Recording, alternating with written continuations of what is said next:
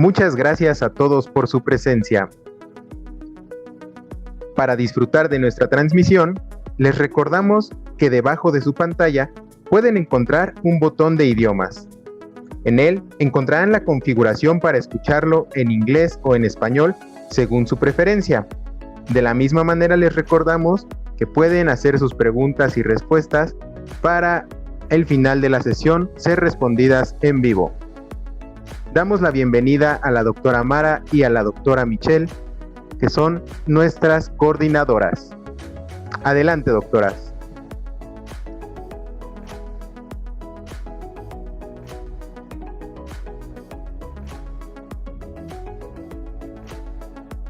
Hola, buenas tardes. Es un gusto, la realidad para mí presentar el día de hoy, esta tarde, a todos nuestros invitados. El día de hoy tengo la fortuna, de primero que nada presentarles a la doctora Michelle Morales. Ella, como saben, es hematóloga pediatra. Ella trabaja actualmente en el Hospital Civil de Guadalajara. Tiene una amplia experiencia en el manejo de la trombosis, ha participado en varios estudios y ensayos clínicos en los nuevos anticoagulantes orales en pediatría, y le doy las gracias que nos esté acompañando el día de hoy. Muchas gracias. Marita, un gusto participar en esta sesión y pues adelante. Muchas gracias. Como Saludos saben, desde Guadalajara. Como saben ustedes, esta es la semana de celebración mundial y de promoción acerca de la trombosis en el mundo. El 13 de octubre es el Día Mundial de la Trombosis, y el día de hoy inician nuestras actividades en SOMETH en promoción contra la trombosis. Para mí es un gusto esta tarde presentarles a las dos charlas que vamos a tener. Son dos ponentes internacionales que tenemos el gusto de conocer, que tenemos el gusto que estén acá en SOMETH, Leonardo Brandao y Julie Jeffrey. Les voy a presentar un poquito obviamente ellos no necesitan mucha presentación, pero quiero contarles un poco acerca de su trayectoria académica. El doctor Brandao es brasileño nativo, pero obtuvo su título médico en la Facultad de Medicina de la Universidad de Sao Paulo, en Brasil. Realizó una formación de posgrado en América del Norte, incluida su residencia en pediatría general en la Universidad de Emory, en Atlanta, Georgia, con una beca en hematología y oncología pediátrica. Estuvo en St. Jude Children's Research Hospital en Memphis, Tennessee, y obtuvo una segunda beca en coagulación pediátrica en Weill Cornell University en Nueva York. Actualmente, el doctor Brandao labora en el Hospital para Niños Enfermos de Toronto, en Ontario, Canadá. Es un gran promotor de la información de trombosis en niños. Para nosotros es un gran gusto que el día de hoy nos acompañe en la sesión. Él nos va a platicar un poquito de trombosis neonatal. Y posteriormente al doctor Brandao vamos a tener a la doctora Julie Jeffrey, que también ya tuvimos el gusto de tenerla ahora en nuestra reunión anual en SOMETH. Pero bueno, quiero recordarles un poco. Julie Jeffrey actualmente es director del programa de trombosis en el Children's Hospital de Los Ángeles.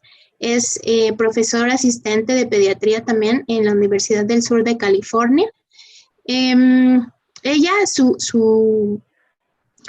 está enfocada a su estudio en la trombosis de los niños. Es la presidenta electa de las sociedades de trombosis de Norteamérica, que afortunadamente SOMETH pertenece a ella. Y Julie nos va a platicar un poquito de la trombosis asociada en cáncer en los niños. Sin más, quisiera yo darle pues la bienvenida en primer lugar al doctor Brandao, que nos va a platicar de trombosis neonatal. Entonces, pues la pantalla y los micrófonos son suyos, doctor Brandao. Muchas gracias por aceptar la invitación de SOMETH para esta tarde. Y sin más, pues les dejo al doctor Brandao. Las preguntas, no se olviden, van a estar al final de la sesión. El doctor Brandao nos va a dar su charla en español Julie nos las va a platicar en inglés y tenemos un servicio de intérprete para los que quieran utilizarlo. Muchas gracias, doctor Brandao. Le dejo los micrófonos.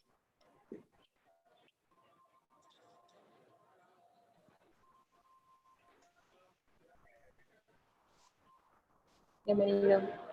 Ahí estamos. Buenas tardes, buenas noches. Soy Leo, un hematólogo pediatra que trabaja acá en el que acá se llama The Hospital for Sick Children de la Universidad de Toronto.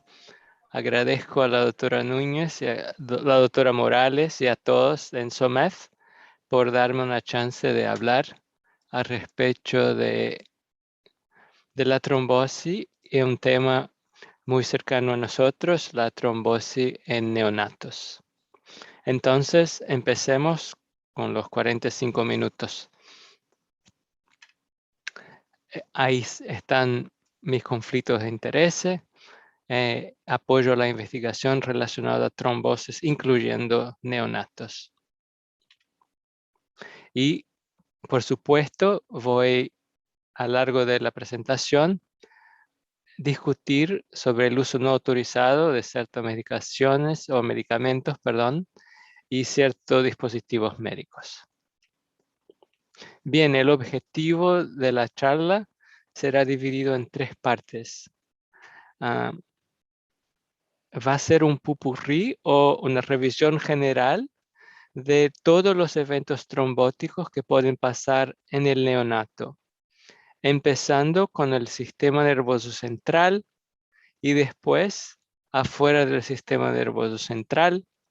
Siempre empezaré con los eventos trombóticos venosos y después arteriales. Este va a ser el orden de la charla. Y este va a ser la revisión de la primera parte, la epidemiología de estos eventos. La segunda parte, mucho más rápidamente, cómo se sospechar de los neonatos con algún tipo de evento trombótico y las formas más comunes de presentación clínica. Y la última parte, revisar con ustedes las recomendaciones de las guías basadas en evidencia. Entonces, empecemos con la revisión de la epidemiología. De nuevo, empezaré a revisar el perfil de eventos trombóticos del sistema nervioso central pediátrico, empezando con el lado venoso.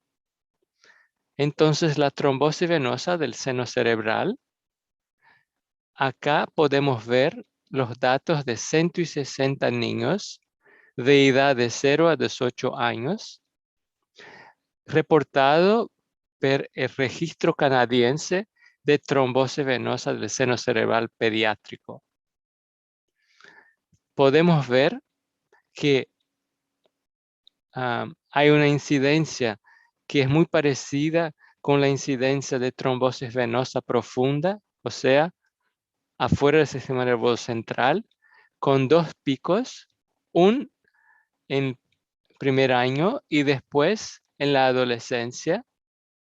Hay una incidencia de un poco abajo de un caso por 10.000 por año.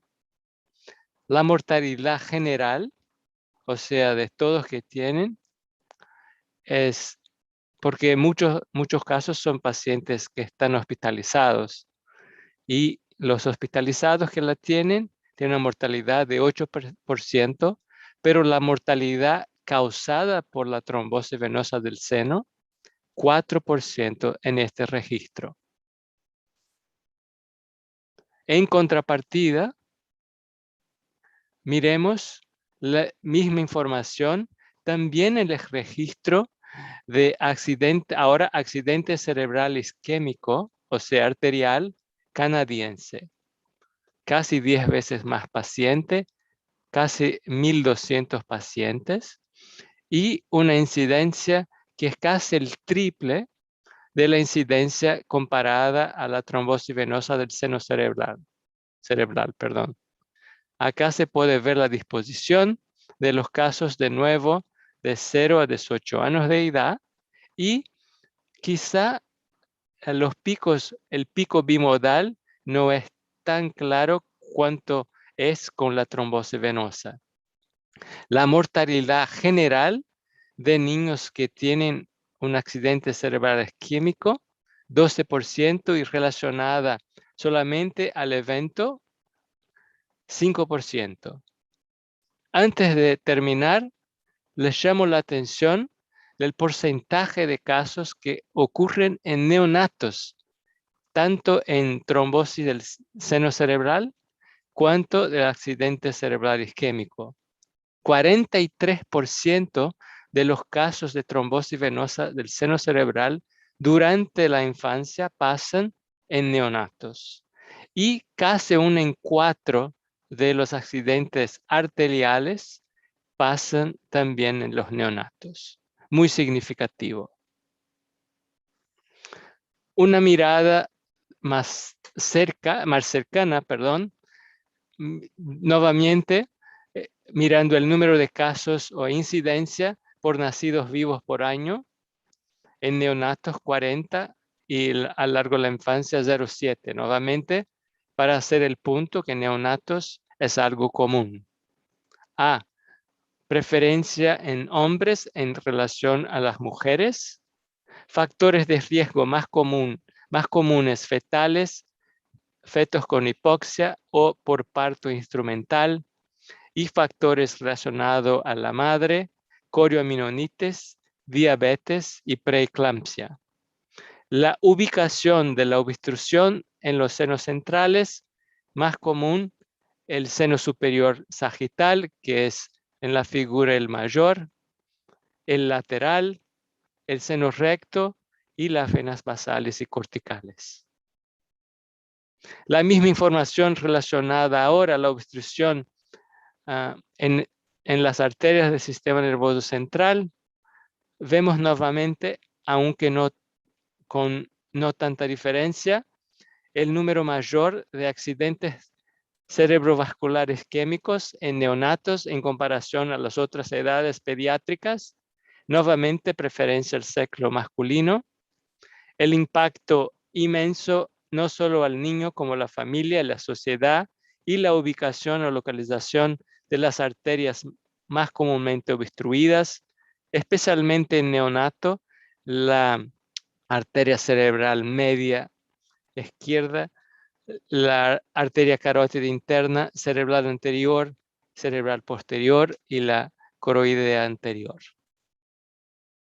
Factores de riesgo del accidente cerebrovascular isquémico, también de registro canadiense de casi 1,000 niños de 0 a 18 años, y vemos neonatos en rojo, la cantidad grande que pasa del tipo factor de riesgo cardíaco, trombofilia más las severas, aunque la trombofilia, un grupo en Boston mostró que quizá trombofilia no hace tanta diferencia y no hay tantas arteriopatías, el tipo de accidente vascular por arteriopatía en neonatos. Ahora vamos a hacer el mismo para caracterizar los eventos pediátricos no relacionados al sistema nervioso central. Acuérdense, empiezo con las obstrucciones venosas y después las arteriales. Acá el histograma repite el diseño de esta distribución bimodal con 2 picos de incidencia.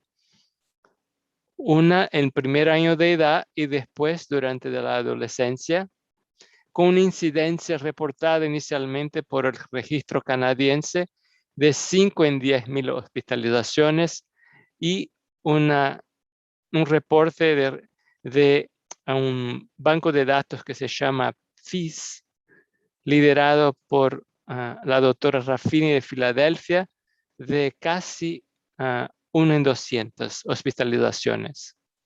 Mortalidad general, o sea, de cualquier niño que tiene trombosis, de 10% más por causa de la trombosis, empezó con 2%, pero eso depende de la región a donde el trombo está. Para, por ejemplo, embolismo pulmonar, 6%, pero llega hasta 25% para embolismo pulmonar masivo. Así que depende de la mortalidad por causa del trombo, de la enfermedad de base, la localización y la gravedad del evento. Ahora, en contrapartida, las mismas características de la trombosis arterial periférica fuera del sistema nervioso central. No hay la disposición bimodal, más una concentración principalmente en los primeros 6 meses de vida. Así que los neonatos están muy bien representados. Mortalidad general, 11%, pero relacionada a la oclusión arterial periférica, menos de 10%. Y acá, nuevamente, para llamar la atención, que hay una concentración de eventos en los neonatos. Muy bien. A lo largo del tiempo, ¿qué está pasando con el fenómeno trombótico en neonatos, definido por la Academia Americana de Pediatría de 0 a 28 días de vida? Este es un banco de datos administrativo de Estados Unidos que reúne casi solamente pacientes de la unidad de cuidados intensivos neonatales de varios hospitales. Y acá se ve el denominador de casi 1.2 millones de admisiones. Encontróse un número de 2.000, así que 0,2% de neonatos con trombosis venosa y arterial. Pero a lo largo del tiempo, en casi 20 años, se puede ver una tendencia de ascendencia a los eventos trombóticos venosos y arteriales en la población neonatal, que sigue el mismo que está pasando en cualquier otra edad pediátrica, pero ahora solamente con la mirada a las unidades de cuidados intensivos neonatales. Factores de riesgo en esta población de niños admitidos a las unidades de cuidado intensivo. Cuanto más nuevos, ahí se puede ver la subida del odds ratio y la significancia. El sexo masculino, aumentando en 10%, perdón. La raza, etnicidad, negros, hispanos, no tanto.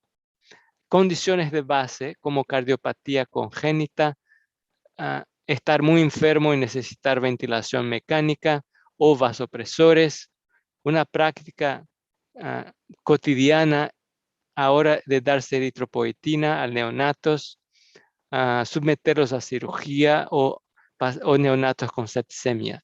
Todos esos factores de riesgo para trombosis venosas y arteriales.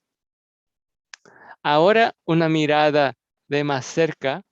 Esto no fue publicado, solamente para ustedes en dado interno aquí del hospital en Canadá, comparando eventos de obstrucción arterial en pacientes en la unidad de terapia intensiva neonatal o en pacientes de mayoría en todo el hospital. Ojalá se pueda percibir que en los pacientes complicados con obstrucción arterial en la unidad de terapia son más nuevos en comparación a los pacientes que están en el resto del hospital. Muy bien, acá están los números que confirman esta diferencia de menos de 3 semanas en los que están en la unidad de terapia contra casi un año, la preponderancia del sexo masculino y a la larga, lo que ya se sabe hace mucho, eventos arteriales casi siempre relacionados a catéteres. Muy bien, ahora que ya sabemos las características generales de los eventos trombóticos venosos y arteriales en el sistema nervioso central y afuera del sistema nervioso central, ¿cómo se puede sospechar y reconocer eso? Entonces, vamos al segundo objetivo, las presentaciones clínicas más comunes de acuerdo con los eventos neonatales, venosos o arteriales más comunes en esta población. Este es un slide bastante poblado, perdón. Estoy dividiendo en la columna izquierda tipos de trombosis venosas más comunes. En la columna derecha, los hallazgos clínicos más típicos de este tipo de trombosis venosa.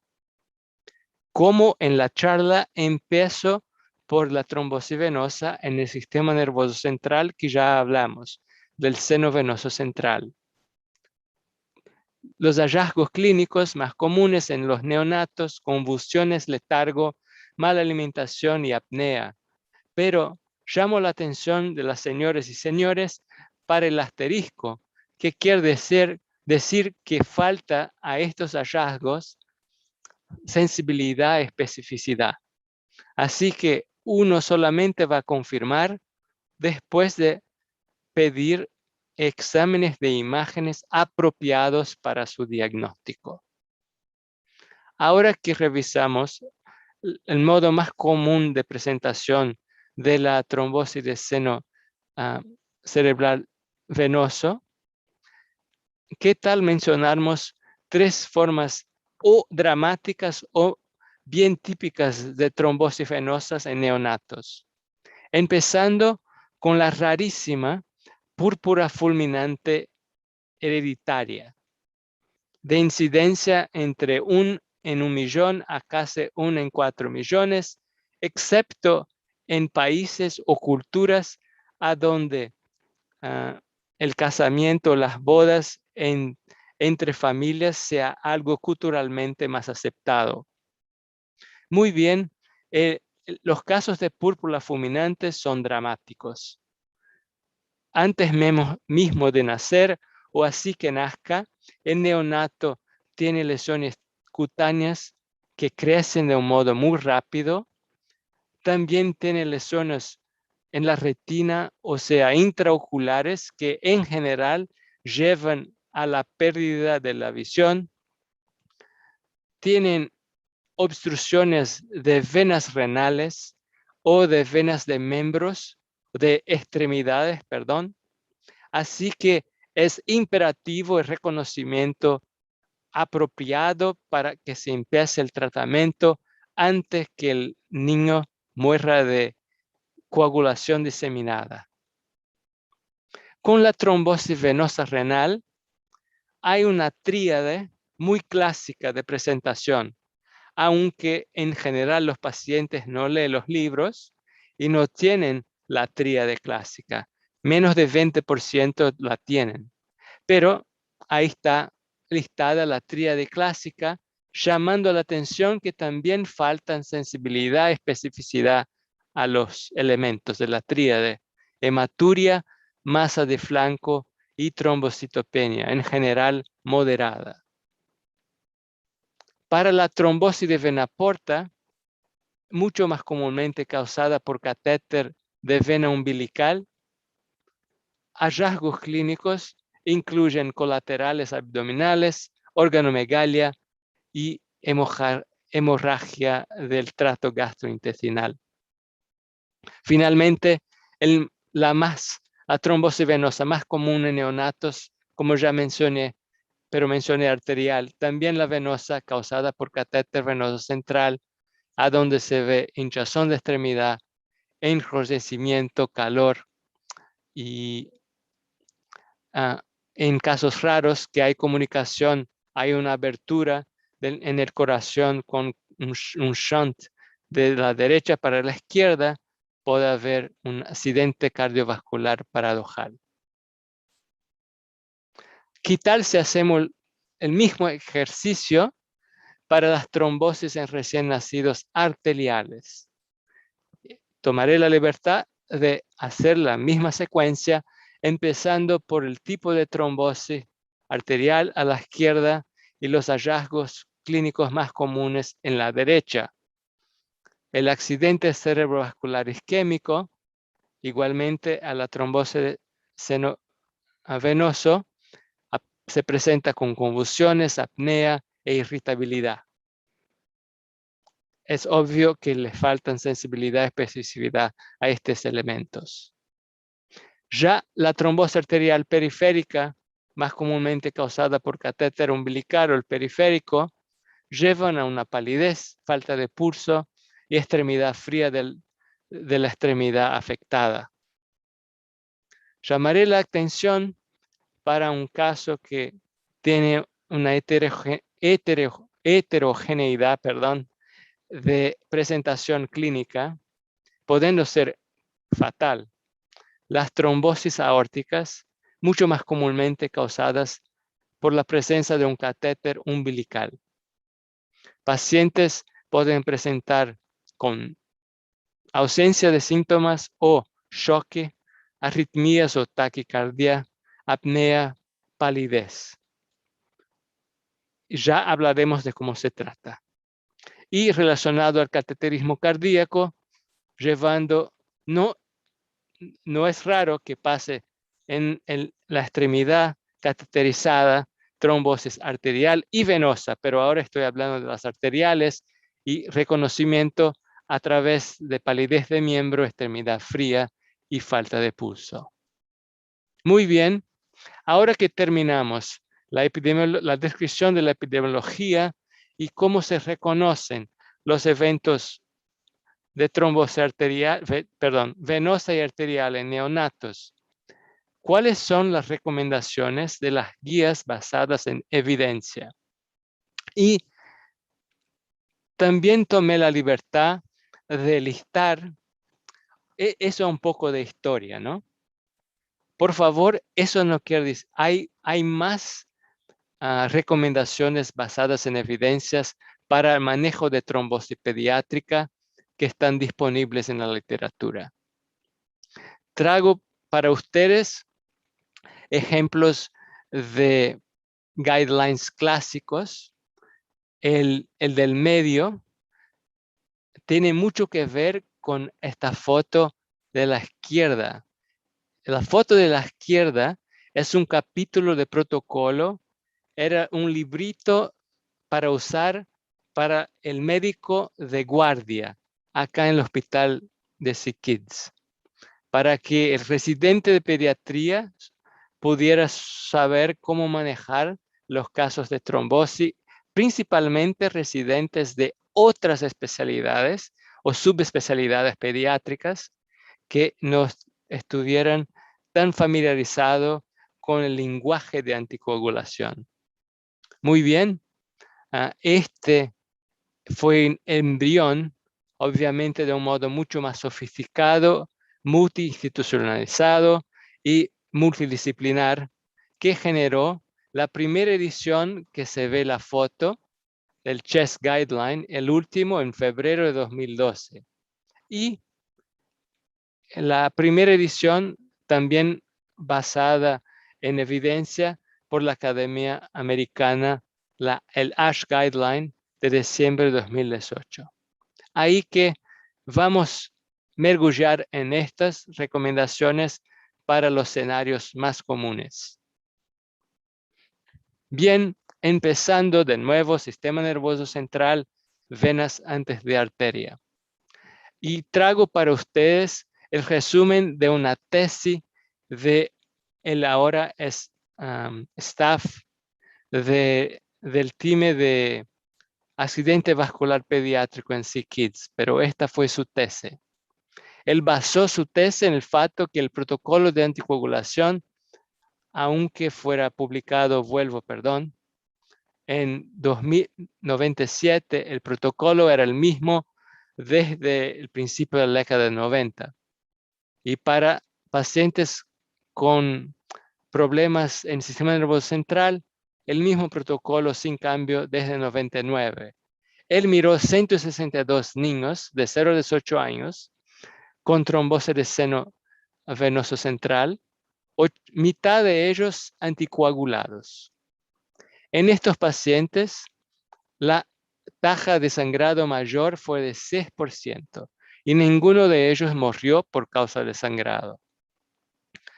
Un otro facto que es un gran problema para el clínico decidir si anticoagula o no en estos pacientes es que no es incomún. Los neonatos ya tienen una hemorragia intracraniana antes de empezar la anticoagulación por causa del coágulo. Y este grupo tuvo esto en 8% antes de empezar coagulación y 3% sin hemorragia de los tratados. Llamo la atención neonatos. Ojalá puedan ver mi marcador. La tasa de propagación del trombo de ese 9%, casi 1 en 5. Pero en los no tratados con anticoagulación, 1 en 3 casi, versus apenas 4% en los neonatos que fueron anticoagulados, sugiriendo que la práctica de anticoagulación, principalmente en los neonatos, favorece que el coágulo no progrese. Obviamente este estudio no fue randomizado. Y básicamente esa tesis, con otros elementos en la literatura, generó la recomendación publicada y aceptada ahora del ASH Guideline. Le llamamos la atención para la diferencia del término usado. Cuando había más evidencia, el panel recomendaba. Cuando no había tanta evidencia, el panel solamente sugería. Entonces, para tratamiento de trombosis cerebral del seno venoso en neonatos, había la recomendación por anticoagulación, en contrario de no usar anticoagulación si el paciente no tiene hemorragia a la presentación. Hay una bajada de certidumbre y el panel solamente sugiere por anticoagulación, en contrario de no anticoagulación, cuando hay hemorragia presente a la presentación. Y se sugiere en contra la práctica de trombolisis más anticoagulación en comparación de anticoagulación solamente. Vamos a mirar la práctica o recomendación de un guideline que no es ni CHEST ni ASH, es de la Academia Americana, American Heart Association, la Asociación de Corazón Americana. Y para el tratamiento del stroke neonatal, el accidente cardiovascular neonatal, sugieren algunos de esos agentes. Aspirina, heparina de bajo peso o heparina intravenosa para neonatos con alto riesgo de recurrencia. O sea, los que tienen las trombofilías mayores o severas o tienen un accidente cardiovascular por causa de un evento cardioembólico. O sea, la fuente de émbolos sale del corazón. Muy bien. Miremos ahora la recomendación de ASH para pacientes de púrpura fulminans. Acá en la foto pueden ver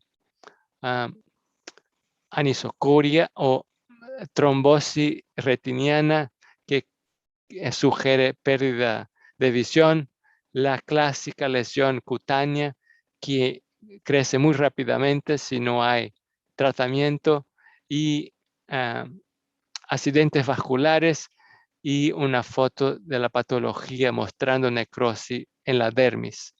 En la derecha hay más distribuciones por casos adquiridos en contrapartida de casos hereditarios, que son las fotos a la izquierda. Las recomendaciones, o más bien dicho, sugerencias apenas. El reemplazo de proteína C en la forma de plasma o de concentrado de proteína C. Llamo la atención, no es proteína C activada, es concentrado de proteína C. Encima de anticoagulación, en contrapartida de usar anticoagulación solamente durante el manejo agudo de estos pacientes. Para el manejo a largo plazo, se sugiere apenas reemplazo de proteína C en la forma de plasma o concentrado de proteína C sobre anticoagulación. Y aunque existan varios reportes en la literatura, el pañal no pudo concluir de la función de trasplante de hígado como una forma de tratar a estos pacientes con deficiencia severa hereditaria de proteína C o S. Muy bien. Pulamos de la púrpura fulminans para trombosis de la vena renal. La foto a la derecha resumen que en más o menos 3 de 4 trombosis de la vena renal, la trombosis empieza de dentro del órgano para afuera, en la región medular, y de acá el coágulo venoso empieza a crecer en esta dirección. Así que 75% de los casos de trombosis renal pasan así. Los otros 25% crecen en la dirección opuesta. Hay una oclusión en la cava o directamente de la vena renal y esta oclusión entra para el órgano. Muy bien. En un o en otro caso, los eventos a largo plazo más comunes que pasan, porque este es un tipo de evento típicamente neonatal, en casi 70%, es un daño tubular irreversible del riñón afectado, hipertensión en casi 20% de los casos. Este dato deriva de una revisión sistemática que salió en el periódico Pediatrics, y en 3% de los casos hay insuficiencia renal. Así que ahora que sabemos que hay una gran morbidez asociada a esta trombosis de vena renal en neonatos, ¿cuáles son las recomendaciones? De nuevo, el término sugerencia por falta de datos conclusivos del uso de anticoagulación en contrapartida a no usarla, principalmente en los casos bilaterales, pero con cuidado con el grado de trombocitopenia y a la edad gestacional, principalmente los prematuros con riesgo de sangrado en el sistema nervioso. La segunda recomendación es en contra del uso de trombólisis seguida de anticoagulación comparada a la anticoagulación sola, en ausencia de un evento potencialmente mortal o que el niño esté perdiendo los 2 riñones. Y el último, la sugerencia a favor de la trombólisis seguida de anticoagulación en contra de anticoagulación sola cuando existe un evento de trombosis de la vena renal que pone al niño en peligro de vida. Muy bien, esas son las sugerencias de Ash. Ahora el último tipo más común de trombosis de obstrucción venosa en neonatos, el trombosis de la vena porta. Y el cartoon muestra justamente uno de las complicaciones a largo plazo. En la izquierda, las complicaciones o morbidez asociada a este tipo de trombosis, antes que muestre las sugerencias o recomendaciones del guideline de Ash. Hay colaterales portoportales que se pueden desarrollar hasta formar colaterales varicosas que pueden romper. También con obstrucción de la vena porta extrahepática, esto puede originar hipertensión portal y por consiguiente varices esofágicas. Las recomendaciones o sugerencias es de usar anticoagulación en contrapartida a no usar anticoagulación para oclusión totales, espontáneas o relacionadas al catéter umbilical que ya mencionamos. Y por último, sugerencia de no usar anticoagulación para oclusiones parciales de la vena porta relacionadas o a catéter o espontáneas. Por último, el tipo más común de trombosis venosa en neonatos causada por catéter venoso central. Y acá voy a poner, voy a tomar la libertad de mostrarle un par de datos en relación a morbidad a largo plazo. ¿Qué tipo de morbidad? Ahí en el lado izquierdo del slide tenemos listados la recurrencia de la trombosis venosa, la embolía pulmonar y la síndrome posttrombótica. ¿Cuáles fueron las recomendaciones del ASH? Una recomendación que era sugerir anticoagular por 3 meses o menos para la trombosis venosa profunda provocada si los factores de riesgo, o sea, si los factores que provocaron esta trombosis se resuelven dentro de los 3 meses. Vamos a mirar un poco más la información al respecto de la morbidad comparando neonatos y no neonatos. Empiezo con la recurrencia de la trombosis venosa profunda. Y perdón porque hay una parte de slides que sigue en inglés, pero no lo pude cambiar. En la parte izquierda, en color roja, tenemos casi 350 niños. Son 2 estudios diferentes retrospectivos acá de SickKids. Siempre divididos en 3 poblaciones. Poblaciones que tuvo una trombosis venosa no causada por catéter, en primera categoría. En el medio, trombosis venosa causada por catéter solamente en neonatos. Y tercer grupo, trombosis venosa causada por catéter en no neonatos. En el miembro inferior, ustedes pueden ver que hay una recurrencia muy baja. En este dato pasó que fue 0% en trombosis causada por catéter neonatal en comparación a trombosis causada por catéter no neonatal o en trombosis que se llaman espontáneas o no causada por catéter, a donde hubo una recurrencia mayor. En el miembro superior, un poco más de 150 pacientes, la misma tasa baja de recurrencias ocurrió en neonatos en comparación a las otras 2 poblaciones. O sea, no neonatos causadas por catéter y no causadas por catéter.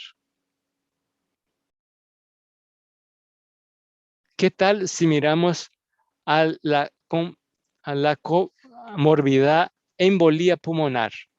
Siempre partiendo de la misma población que tuvo una trombosis de extremidad. Nuevamente vemos que cuando la trombosis venosa profunda pasó en las piernas, en los casi 350 niños, ningún neonato tuvo el tromboembolismo pulmonar, la embolía pulmonar como complicación, pero casi 1 en 5 la tuvo cuando la trombosis venosa del miembro inferior fue no provocada por línea, y mucho menos cuando fue provocada en no neonatos. La misma tasa muy baja siguió en las trombosis venosas profundas que pasaron en el miembro superior. Si ustedes se acuerdan, el número 3 de mi lista de morbidad era la síndrome posttrombótica. Miremos qué pasa con eso de acuerdo con la trombosis de miembro superior o inferior. Apenas para acordarlos, desarrollo de la síndrome posttrombótica a partir de una trombosis venosa en extremidad superior.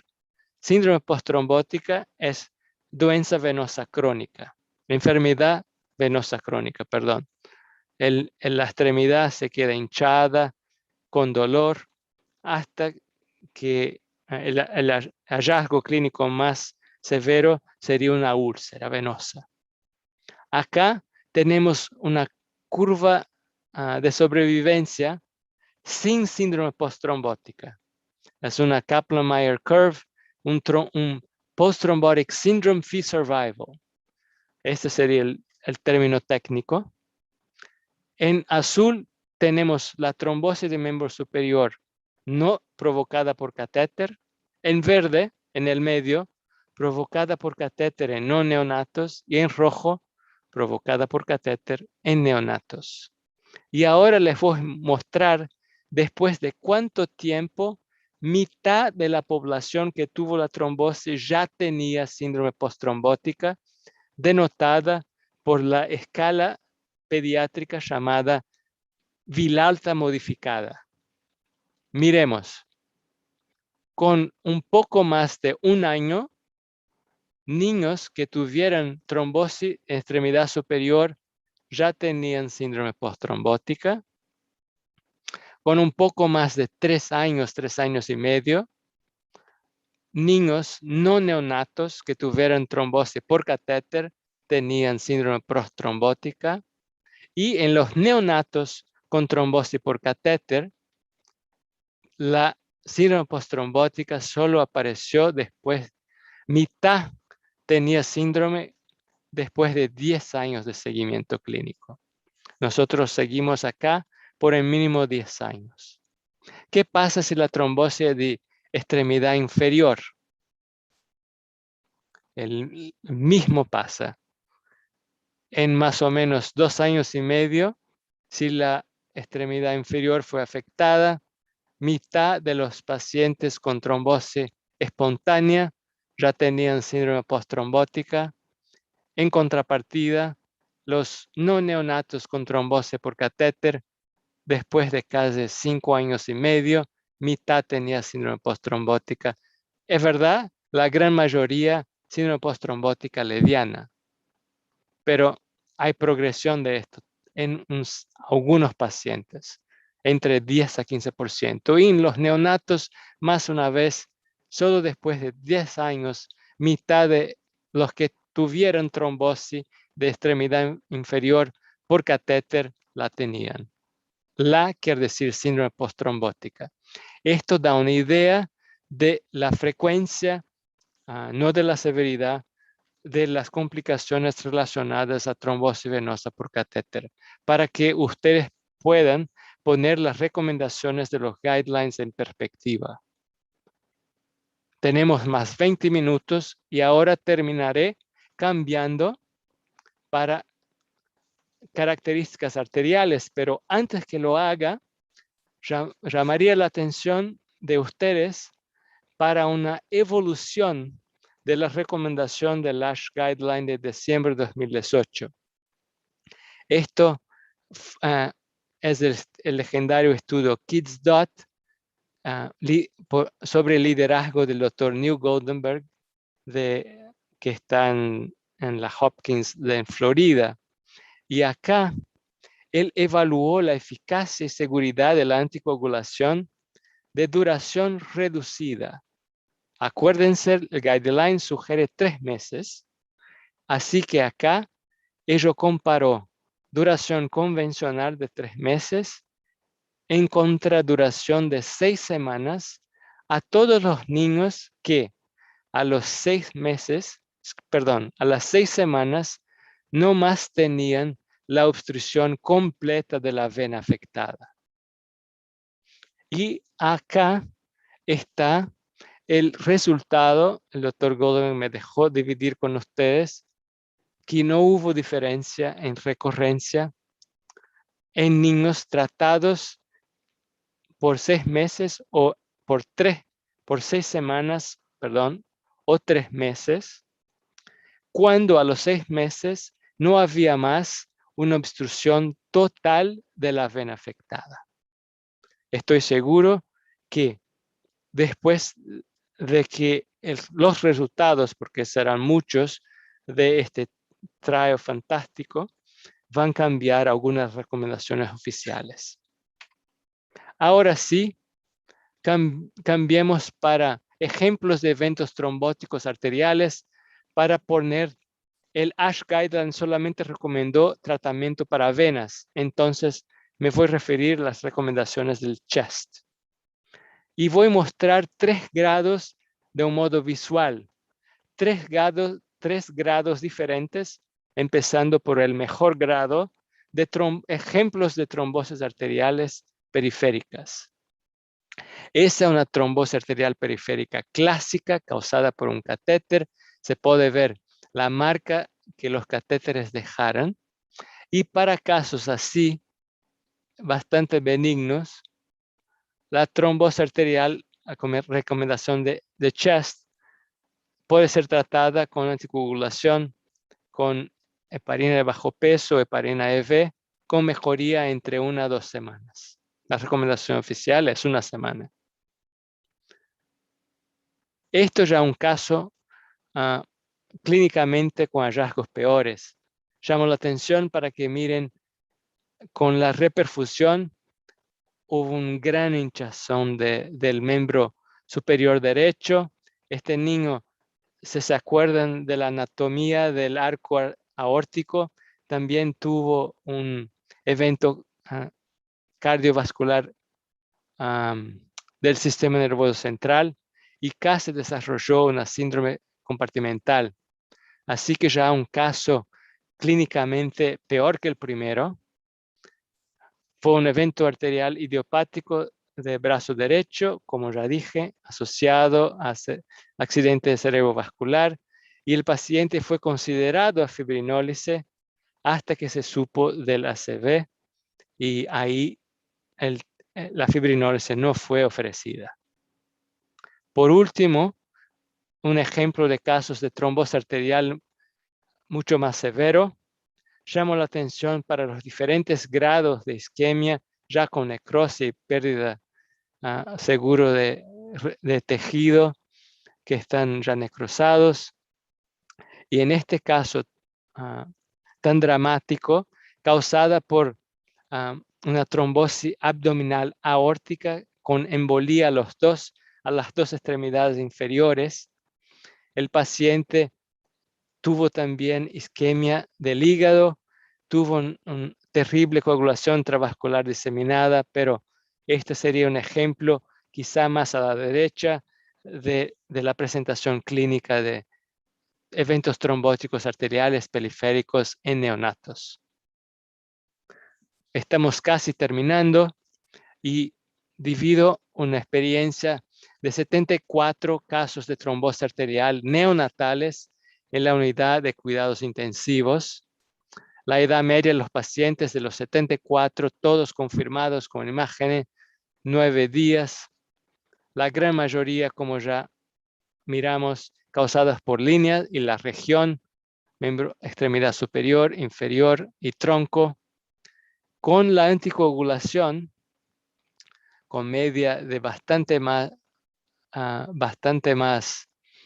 do que los 7 días a 14 días recomendado, hubo resolución completa apenas en mitad, parcial en 1/4 y sin resolución en casi 1 en 5.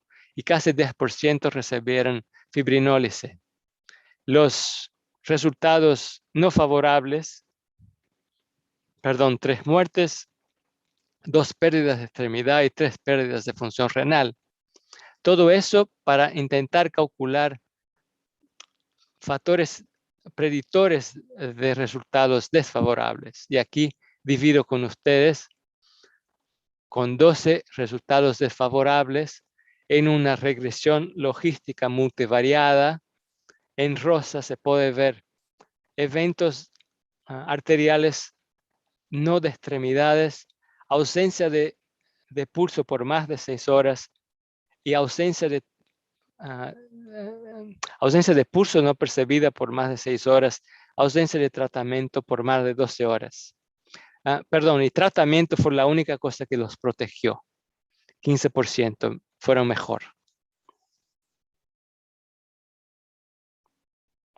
Estamos terminando con la recomendación oficial de CHEST. En la izquierda, la morbidad y mortalidad asociada, muerte, resolución, atrofia o pérdida de extremidad, insuficiencia renal periférica, y para el evento sintomático, de nuevo, hay recomendación de uso de aspirina, anticoagulación con heparina, en contrapartida, en comparación a aspirina, cambiando para heparina de bajo peso por en mínimo una semana. Gustaría de terminar revisando que puede ser un tipo dramático de oclusión arterial de la trombosis aórtica, principalmente la descendiente, pero acá fue un ejemplo que ustedes pueden ver, requirió trombectomía, abrir en el pecho del nene, y por la heterogeneidad de presentación, el guideline no pudo recomendar anticoagulación sobre fibrinólisis o la trombectomía. Hay una clasificación hecha en los años 90 por un grupo de cirujanos cardiovascular en California. Y esta clasificación fue adaptada recientemente, hace 11 años, por el grupo acá en Canadá, en Hamilton. De acuerdo con el grado de oclusión de la aorta, de acuerdo con las manifestaciones locales y los hallazgos sistémicos, se puede ver grados de oclusión menor, moderada o mayor. Basado en este reconocimiento, se desarrolló un algoritmo para hacer nada o ofrecer anticoagulación o ofrecer fibrinólisis o trombectomía quirúrgica. Es bastante racional lo que se sugiere. Tenemos en los últimos minutos, ahora que alcanzamos 50 minutos, casi todo que dividimos acá está presente en la segunda edición de este libro. La tercera está por salir en 2022 o quizá 2023. Y agradezco nuevamente a la doctora Núñez y la invitación de participar en SOMETH, acordando a todos de que hace 4 años empezamos a ofrecer un fellowship para individuos de Latinoamérica para venir acá, pasar 2 años con nosotros y entrenar en las áreas de hemostasia y trombosis pediátrica. El año de 2023 aceptará aplicaciones hasta abril de 22 y haremos la sesión de preguntas y respuestas al final. Ojalá esto tenga sido de alguna ayuda para ustedes y nos vemos en un rato. Un gran abrazo.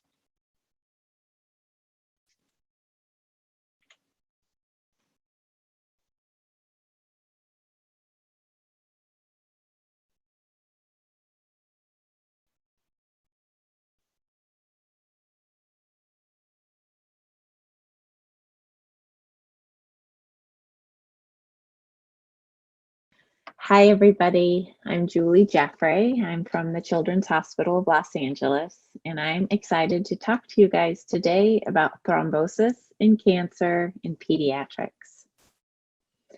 So over the next little while, we're going to talk about a few things. We'll start with the epidemiology of cancer and venous thromboembolism, or VTE, and how they affect adult patients. We'll then go into the pathophysiology of cancer-induced thrombosis.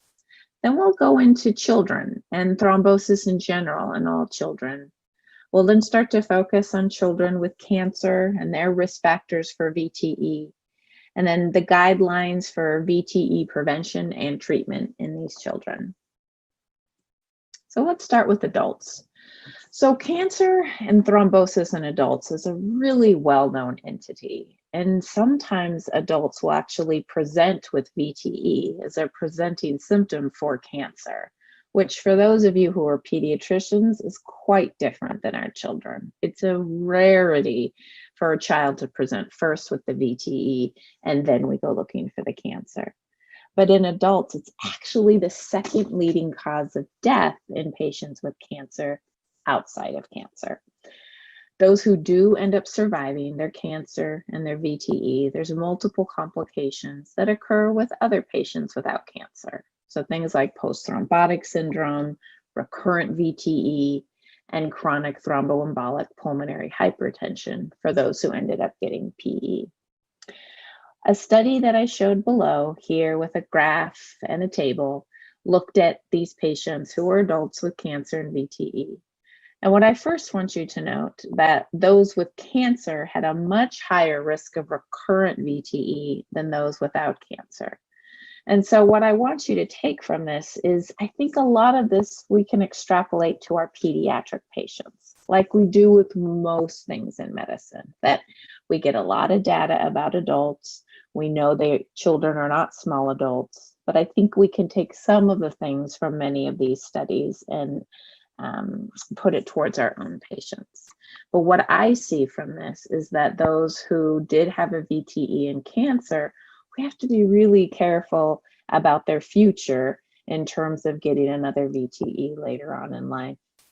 In terms of types of cancer in adult patients and those at more risk for VTE, I think this part is very different from our children. One, adults get very different cancer from children.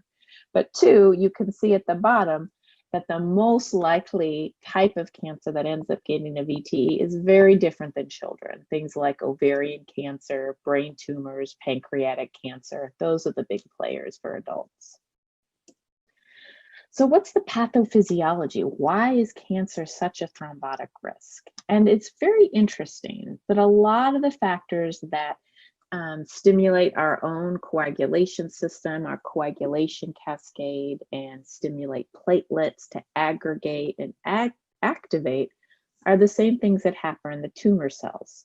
The tumor cells themselves are actually secreting tissue factor.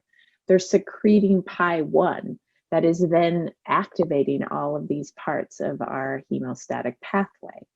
It's also activating platelets through different tumor secreted factors, and one of them being things like ADP and thrombin, as we know in our own bodies will activate platelets. So the cancer cells are actually mimicking us, and as usual, they go unregulated, secreting all of these things to activate our coagulation cascade.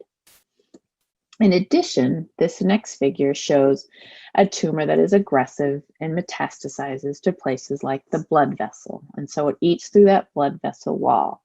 So not only is it activating our platelets and our coagulation cascade, but now it's kind of playing a role more like inflammation and how infections and inflammation lead to thrombosis. So again, activating platelets, but also activating neutrophils through NETs release. So as you can see here, it's got multiple pathways to actually induce thrombosis.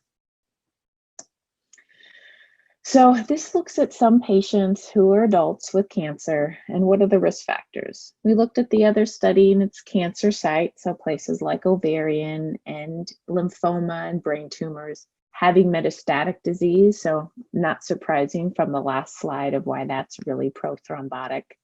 Chemotherapy, especially patients who are getting active treatment with chemotherapy and radiation, hormonal therapy. Not surprising, right? We know that estrogens in general cause an increased risk of VTE, but these patients is an additive risk. Surgery, again, a very typical VTE risk just due to the inflammation, due to the immobility can lead to VTE, as well as EPO-stimulating agents. If you're an adult treater, the coroner risk score is something you may be using a lot when you have a patient with cancer getting admitted to your hospital. For those of us who are pediatricians, we don't really look at this too much, but I just wanted to show you that this is what the adult treaters are using to determine, is your patient at risk for a VTE?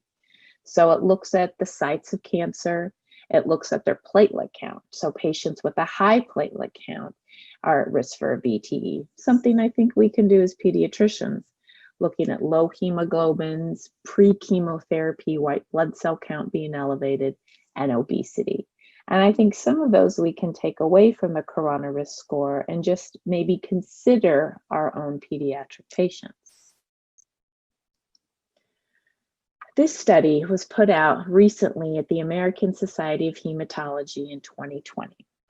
And this group, they took patients who had cancer but had a history of VTE before their cancer diagnosis. And they wanted to know, Does that history of VTE make them even more at risk for getting a cancer-associated VTE? And the simple answer is yes. They looked at over 4,000 subjects with cancer, so a really big study, and they saw that those who had a history of VTE well before their cancer diagnosis, 37% of them ended up getting a VTE again after they had cancer, versus only 3.4% of the patients that never had a history of VTE did they get a cancer-associated VTE. When they looked at different risk factors, looking at both hemoglobin, BMI, platelet count, they did find that the highest occurrence of VTE was actually within that first year of cancer diagnosis. So what can we take away from this? That maybe if you have a pediatric patient with a history of a VTE before their cancer, we should be a little extra cautious now that they have cancer, and maybe really looking at that first year. But I think for children, we can look even more specifically at very early times of chemotherapy. This group then took this history of VTE and added it to the corona risk score to see if does that make a difference. And what they found was it didn't matter if the patient was a low risk corona, intermediate, or high risk. Once you added that history of VTE, it really increased their risk of a VTE again, no matter what their risk score was. So treatment and prevention of VTE in adults, what are they doing? So there's some great guidelines out there. The American Society of Clinical Oncology has guidelines, and I'm going to take you through a few questions that you'll probably ask for your own patients. So should hospitalized patients with cancer receive VTE prophylaxis? And the society recommends yes, if they're getting admitted because maybe they have an infection or pneumonia and some other reason to be acutely ill, they should get a VTE prophylaxis. But what if they're home? Maybe they're getting some chemotherapy at home, but not in the hospital. They say generally you don't have to give them any prophylaxis, but if they have a higher corona risk score, you probably should. And you can use things like low molecular weight heparin. And the big thing is now are DOACs. And I think that's a big change that the adult treaters are now doing and have found is safe. They then ask, okay, so I've got a patient with VTE and they have cancer. What should I treat them with? And not surprising, low molecular weight heparin and fractionated heparin, fondaparinux, medications that have been out for a while. But they're now also saying you can start off giving them a DOAC, such as rivaroxaban, if they have a newly diagnosed VTE.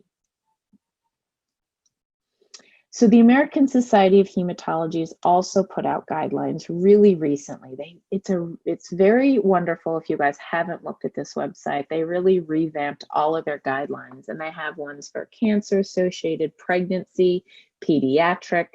They have wonderful PowerPoints that you could actually use to teach your colleagues or your trainees. They have posters like this that I'm showing here that can be great for patients and showing how do you understand a blood clot. And you're probably thinking, great, this is all in English. But the great thing is that they actually adapted this for clinical practice guidelines for Latin America. So I really suggest you guys take a look at this to see if you can use some of them for your own practice. So what are the ASH guidelines saying? Pretty typical and very similar to the other guidelines that we were just talking about. So they again ask the questions of, should a patient who's hospitalized with cancer get VTE prophylaxis? Yes. What if they're home? Only if they're high risk, but they're just talking about using low molecular weight heparin. They don't bring in the DOACs here. And then for treatment of VTE, same thing. But what's interesting is they were okay using the DOACs for treatment of VTE, but they didn't really talk about DOACs for prevention of VTE. So take that for whatever that's worth. So finally, let's get into the children. So for those of you who don't practice and do VTE in children all the time, I just wanted to give you a little bit of information so we're all on the same page. So in children, even though this study is from a long time ago, we still see the same thing. It was from a big registry in Canada. that there's a bimodal age distribution of who gets thrombosis, which is different than adults. In adults, the older you get, the more likely you're at risk for thrombosis. But in children, we see this huge peak when they're neonates, when they're less than 1 and really less than 6 months of age, or where the majority of the clots are. And then we see this other jump during their adolescent years. So also for those of you who have been doing pediatric VTE treatment, you may have noticed in your hospitals as well in Mexico that our incidence of VTE has been really increasing, especially in children who are hospitalized. And this study was done a few years ago, but I still think it's really relevant. And they looked at something called FIS database. And it's just a big database in the United States that looks at codes of why patients were discharged from the hospital, so billing codes. It's not perfect, but I think it's a great way to start. And what they found was that it didn't matter if the child was a neonate, school-age child, or an adolescent. The incidence of VTE went up quite dramatically through the years. They noticed that there was a 70% increase rate of VTE in all ages. They also noticed that those who got diagnosed with a VTE had increased mortality, and they had to have a prolonged stay in the hospital once they got diagnosed with their VTE. This next study also looked at this FIS database, and they looked specifically at PE, and they noticed that that incidence increased by 200% from 2001 to 2014. What they also noted was that the age groups of 6 to less than 13 and the adolescents were the biggest increase in this PE rate. They also noticed that when they took all the patients who had a VTE, those with a pulmonary embolism had increased mortality when you compared it to the ones who maybe just had a DVT, which is not terribly surprising. So why is there this increased VTE rate? And we're all certainly questioning that ourselves, but we have a few thoughts, and one is very relative to cancer. I think we're doing a much better job taking care of these kids. Our patients who have leukemia are living longer. Those with other sorts of sarcomas and brain tumors, we're doing a better job treating them. And non-cancer related, our patients in the ICUs with congenital heart disease, we're doing a much better job. They're living longer, but they're having some secondary issues like VTE. I think our ultrasound detection, our radiographic detection has gotten better. I think we're talking about it more. So I'm teaching the residents and our nurses and our trainees to look for VTEs. And I think we're all doing that a lot more and having more conversations. So maybe they've been there for a while, but now we're finally finding them. But the biggest culprit, which I don't know if this is the same in Mexico as it is in the US, we're putting in a lot more central lines. So especially the peripherally inserted central catheters, or PICCs. So the lines that are placed usually in the antecubital fossa, running up the arm. They can be placed by nurses. They are placed bedside. They're much cheaper. They don't need a surgeon and an anesthesiologist or operating room. But the problem is they tend to have a lot more thromboses than the surgically placed lines. So what are risk factors in general for children with VTE? So central venous catheters, big culprit. Some diseases, cancer, which is why we're talking now, congenital heart disease, inflammatory bowel disease, infections, being immobile, being obese, severe trauma, medications such as steroids and asparaginase, which will obviously be coming up in just a moment. So when looking at VTE specifically in our cancer patients and our children, we found that there's quite a range of incidence of VTE, and studies have found an incidence of 2 to 6% when you're talking about symptomatic. So patients who've had fever, pain, swelling in their arm or leg. But those who are asymptomatic, up to 40%. So there's studies out there that have enrolled children without any symptoms of a thrombosis, but they've done surveillance imaging. So surveillance ultrasounds, surveillance venography, looking for these blood clots. And up to 40% of them have been found, which to me is really interesting. I can't imagine that 40% of my cancer patients actually have a blood clot. And so it's difficult to know what to do with that information, especially because studies are coming out that maybe those asymptomatic clots we don't have to be too worried about. We're not seeing as many recurrent VTE rates. We're not seeing secondary issues like post-thrombotic syndrome. So we just need to be a little bit careful when looking at studies that don't compare symptomatic and asymptomatic, but group them all together. The incidence of PE, quite interesting. Studies have shown 2 to 20% of their patients with cancer, and about 75% of them are CVC related. The other ones are usually due to surgery, immobility, and just the cancer itself. What I liked about this table here from the study is it broke up the cancer types. So leukemia, sarcoma, lymphoma, and just looked at the incidence, the location, the chemotherapy that they received. And I wanted to highlight a few things. So what I found interesting was for the patients with ALL, there was quite a lot of cerebral sinus venous thrombosis. And I certainly see that in my practice, that there is a disproportionate amount of patients getting CSVT who have leukemia. In addition, they get a lot of asparaginase and steroids, which we know are prothrombotic risks. And those with T-cell leukemia are a higher risk versus the B-cell leukemia patients. In terms of the sarcoma, I thought it was interesting, 22% have a PE, which is quite a big number. So what are some cancer-related risk factors that I want you to think about in your patient that studies have highlighted? So usually older age, some different cancer types. So looking at leukemia, more than sarcoma, and brain tumors tend to be pretty low risk for getting a VTE in general.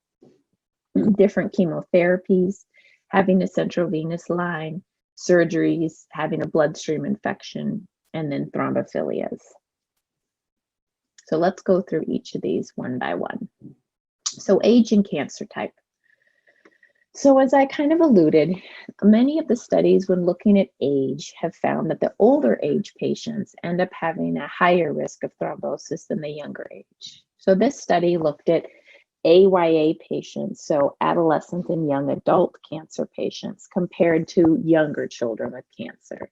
And what they found were those who were AYA were up to 3 times more likely to get a VTE than the younger children.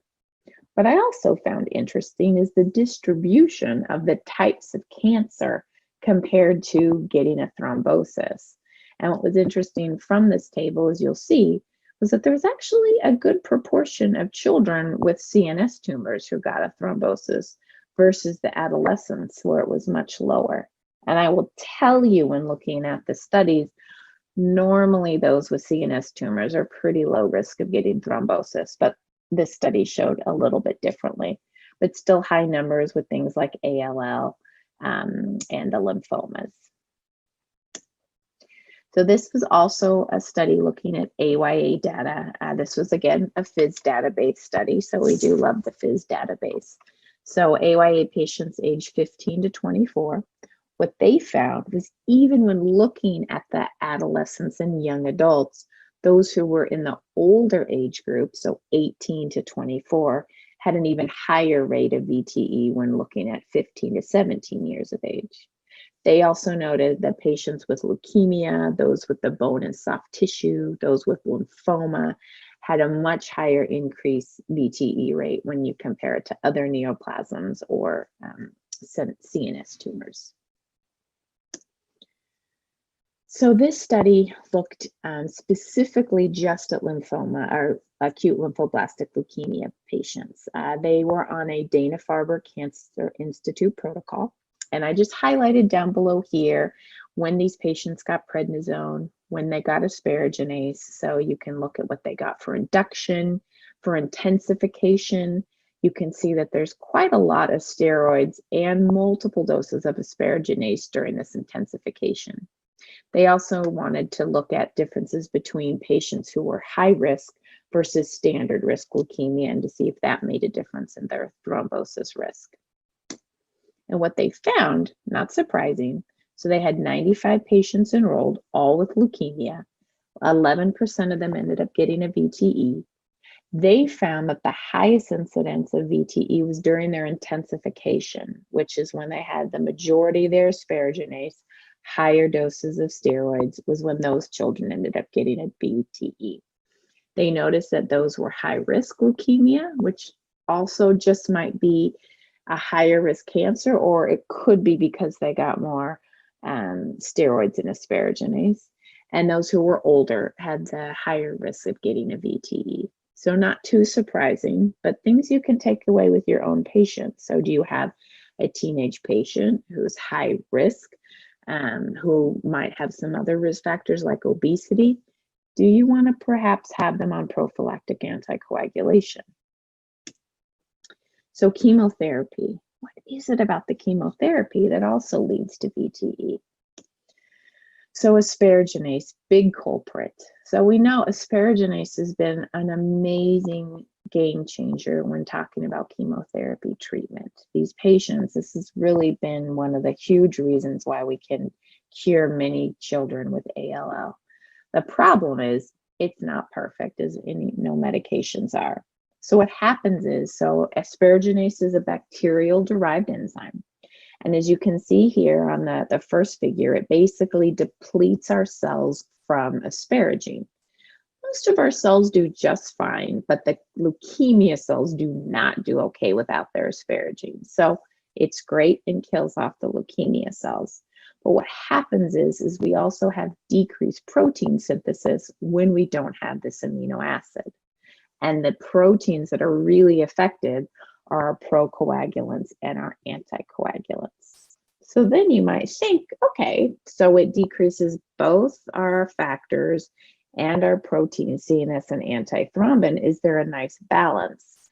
And unfortunately, what we do see is there tends to be tipping towards more thrombosis than bleeding, but it is a tricky balance.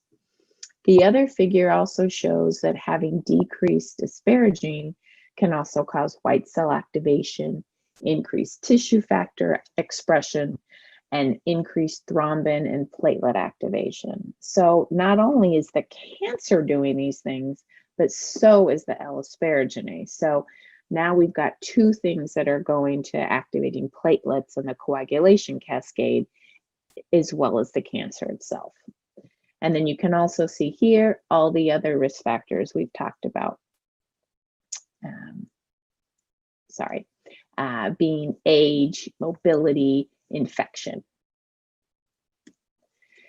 So steroids, so the other big culprit, and the other big thing we use, especially in leukemia treatment. So steroids themselves, as you can see here by this figure where I highlighted, will increase the procoagulant factors.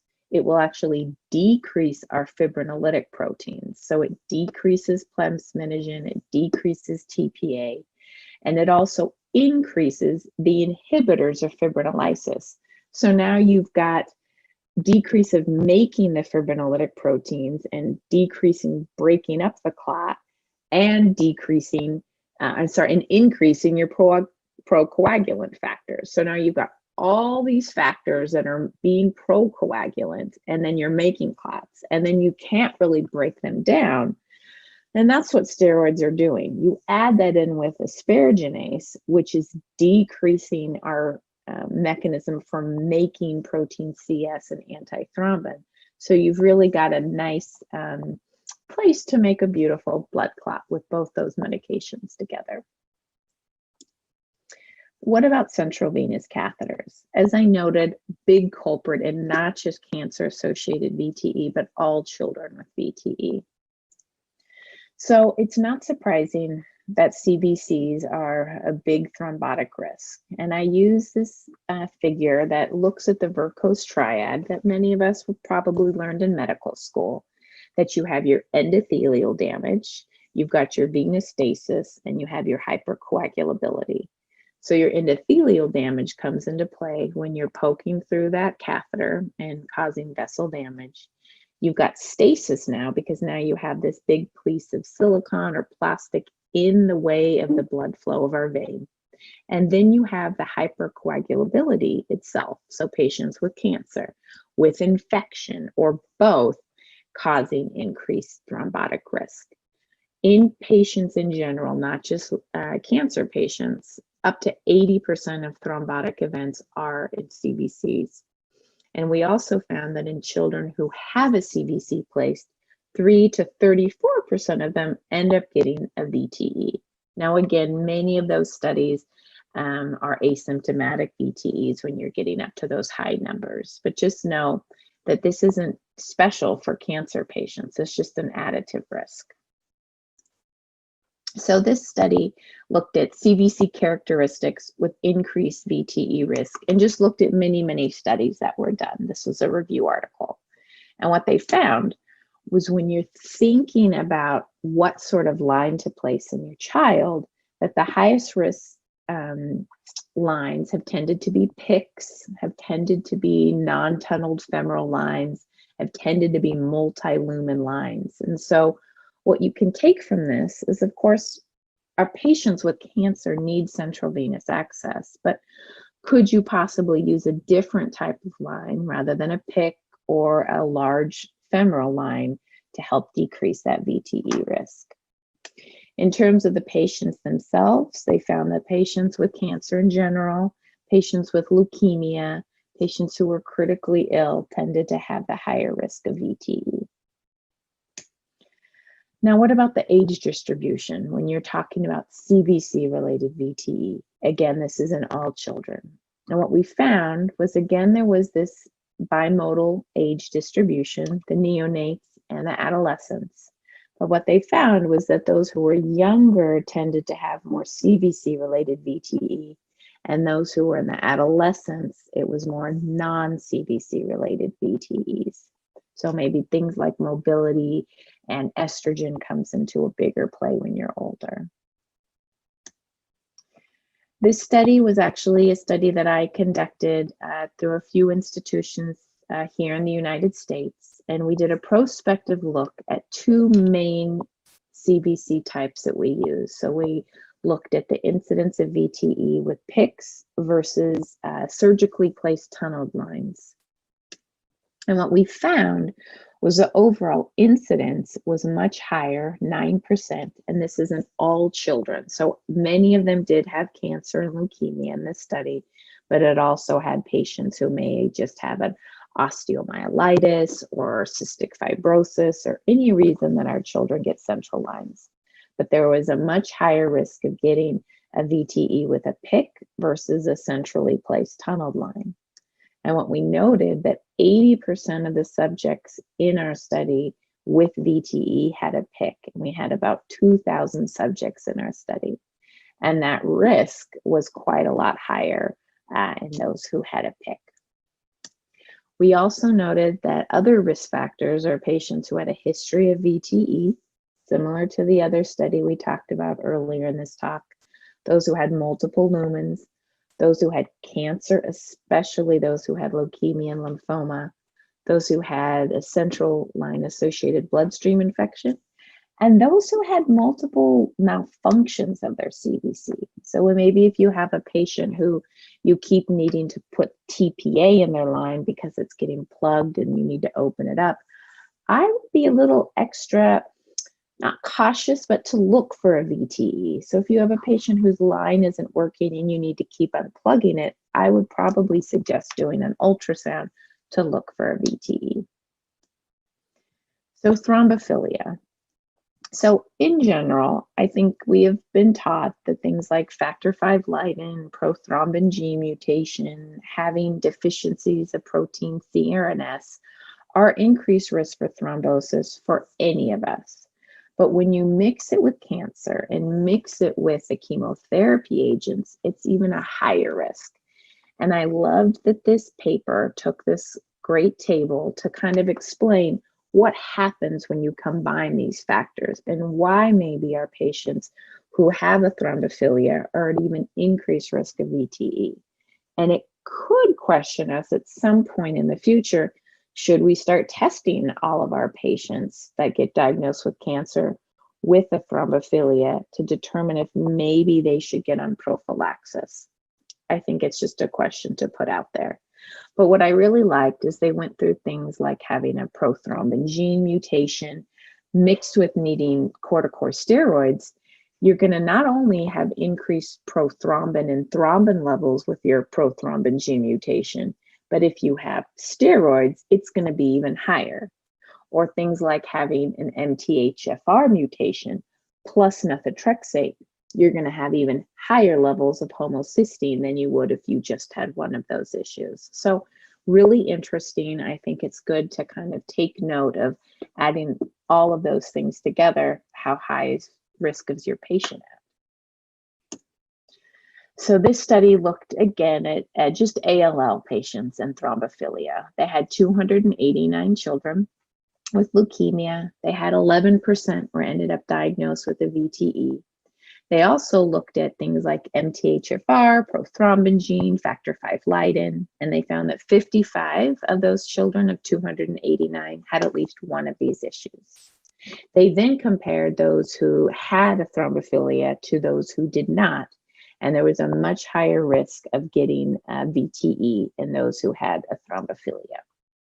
So now you have your patient and you need to figure out, are they at risk for VTE? Taking kind of all this information I've talked about. And it would be nice, I would love to tell you we had a pediatric corona risk score, but we don't.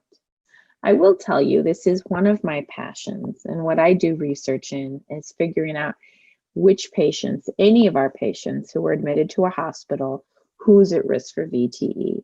I will also tell you we've got a long ways to go, but we are trying.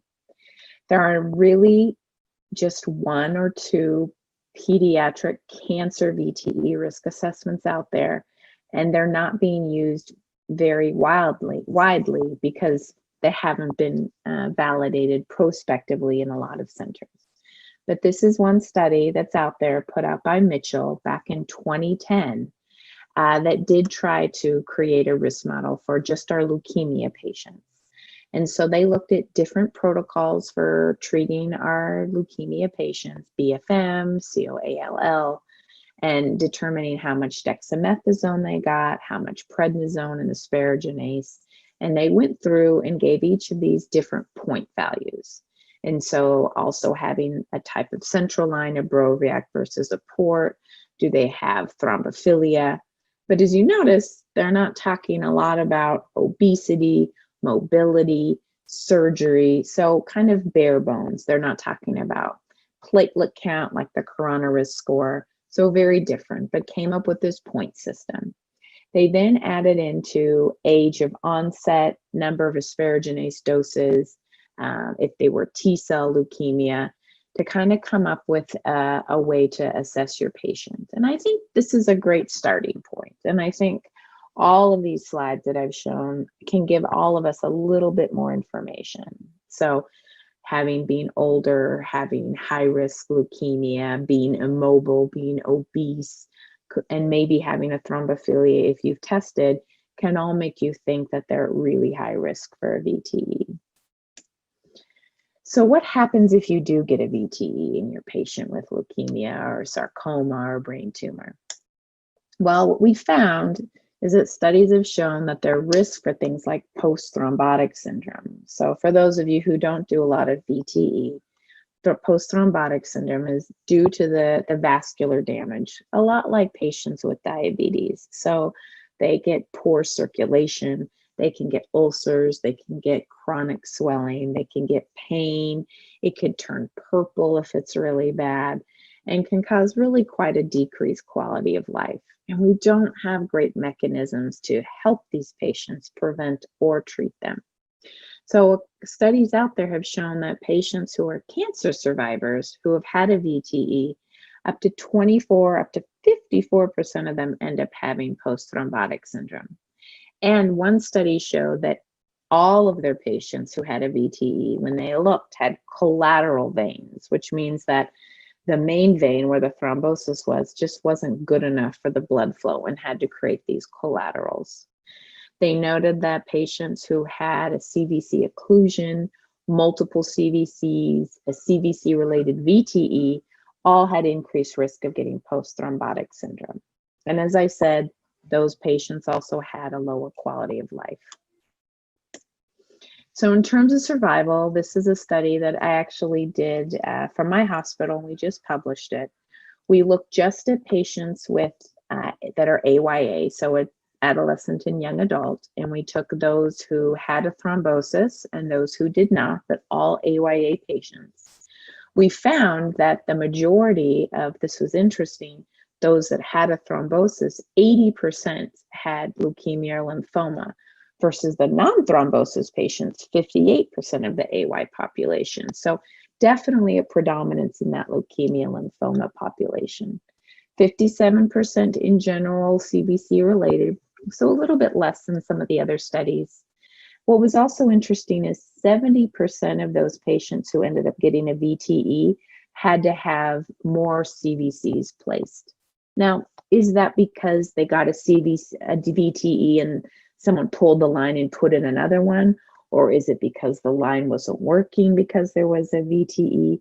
Or was it because this patient had multiple lines placed, multiple damage, the Verco's triad I showed you, and then they got a VTE? I think all great questions. What was very interesting is those patients who had a VTE had increased likelihood of dying, not necessarily from their VTE, but in general, and had increased relapse rates of their cancer, the patients who had a VTE. And that's something that hasn't been shown in other studies. So I thought that was very interesting. And could the actually getting a VTE be causing more inflammation and more issues that lead to relapse of the cancer? This was a very recent study that also came out looking at children. It was actually in Canada, multi-institutions with ALL, and looking at those with thrombosis. They also found that there was decreased survival in those patients who had a VTE versus those who didn't. They also noted that those who had high-risk leukemia and a thrombosis had decreased survival and increased risk of thrombosis, which we were not surprised to see. So how are we going to prevent all these VTEs? So the adults seem to have some wonderful guidelines, how to prevent, what medications to use, who exactly should get it. And not surprising, we don't have the same thing in children just yet. So there have been studies trying to figure out who they should give prophylaxis to and if it actually works. And one study looked at patients who got low molecular weight heparin plus antithrombin versus antithrombin alone to try to prevent VTE. They had 112 children that were all diagnosed with ALL. It was a prospective cohort, not a randomized controlled trial, which is a really big problem with this study. So what they did is they did low molecular weight heparin plus antithrombin for the first 6 years of the study, and then just antithrombin for the second 6 years of the study. So not a perfect study design. Both groups ended up getting antithrombin if their AT3 level dropped below 50%. And the low molecular weight heparin group, it was interesting dosing. It was 1 milligram per kilogram once a day instead of doing a 0.5 milligram per kilogram every 12 hours, for whatever that's worth. So when looking at this study, what was interesting was that the patients who had antithrombin only, this were their numbers of thrombosis, so there were 9, versus those who had antithrombin plus low molecular weight heparin, none of them had antithrombin, or none of them had a VTE. They also noticed that this just looks at it in a Kaplan-Meier curve of those who got both the antithrombin and enoxaparin had much lower rates of VTE. So it's very interesting, right? I would say that even though this study was done many years ago and showing a clear advantage of having antithrombin plus enoxaparin, they're not big study numbers. It hasn't been shown in big randomized controlled trials But there are some groups who are giving their patients antithrombin and enoxaparin if they deem them to be really high risk for VTE. We are not doing it at my center, but it would be interesting to know if you guys are doing that at yours. There was also the PARCA study. So this was a randomized controlled trial of just giving antithrombin to help with VTE. They also looked at factor V Leiden, prothrombin gene, antiphospholipid antibodies in their patients. These patients, this was interesting, they screened them all at the end of induction therapy with ultrasounds, venograms, MRI, and echo looking for the thrombosis. So really extensive evaluation for thrombosis. And as you can imagine, many of these thromboses were asymptomatic. They found that 37% had a VTE. Maybe that's not surprising when you're doing all these modalities looking for a VTE, but they did not find a difference between the group who received antithrombin and those who didn't. Another study that was done back in 2006 looked at low dose heparin. And again, it was a randomized controlled trial. They just tried to keep the INR between 1.3 and 1.7. Patients with any sort of cancer and a CVC that was placed in the jugular vein. They did not also find a difference between the groups. So there was no benefit in their study for low dose warfarin. The thrombotech study has also been something that's been up for discussion in many groups. So this was a randomized control study in patients with leukemia, age 18. They had 3 groups. They had low dose unfractionated heparin, pretty darn low dose, 2 units per kilo per hour. They had low molecular weight heparin, and they had an anti-10A target of 0.4, which I think is reasonable for prophylaxis. And they had a group that they kept their antithrombin over 80%. They had quite a few patients, 949. They did have 8 bleeding events, and they had 4 of these bleeding events that occurred during consolidation. What they noticed, as you can see here, that the lowest incidence of VTE was in patients who had antithrombin, and pretty similar to that were those who had low molecular weight heparin versus those who had the low dose unfractionated heparin. Now, what can you say? Well, the bummer is there really wasn't a great control group, but you can see that there was quite a few less patients who had VTE that were either on low molecular weight heparin or antithrombin. Now, the question that I have is, why is this study showing a difference when something like the PARCA study did not? And I think it really has to do with the patients that are chosen to be on these studies. And I personally think we need to make sure we are picking the right patients to put on prophylaxis. So maybe not a patient who's home and well and maybe just has a central line may not benefit as much as someone who's acutely ill in the hospital that has just been diagnosed with cancer. So there is an apixaban study ongoing through the Children's Oncology Group here in the US. It's a multi-center randomized controlled trial. They are doing low dose apixaban in patients newly diagnosed with leukemia and a central line versus a control group that's not getting any apixaban. They do it just during induction chemotherapy. And then at the end of the induction, if they haven't presented with the VTE, they do ultrasound and echo. The study is still ongoing. I think it's pretty close to being done. They expect to be done with enrollment in November. And I am excited to see what that study shows, because it would be very nice to give a child a pill or a liquid instead of a shot once or twice a day to prevent VTE. All right, let's finish up with treatment. So what are the guidelines out there for treating VTE in children with cancer? So not a lot. The CHEST guidelines for pediatric, published a long time ago, basically says treat the kids with cancer and a VTE similar to the way you would treat any other kid with a VTE. They suggest at this point low molecular weight heparin. It was a long time ago before DOACs, and treat at least 3 months until whatever issue is going on is resolved, like the use of asparaginase. I will say if I have a patient who's had a VTE and they have leukemia that was treated with asparaginase, and they've finished up their 3 months and I'm happy to stop treating them, we do actually prophylax and give treatment for about a month for every asparaginase dose they get once they're done with treatment. The question is, what about the use of DOACs with children? In adults, we found that it's been safe. And I think this is something you yourself. Do you feel comfortable in adult-sized teenagers treating them with a DOAC?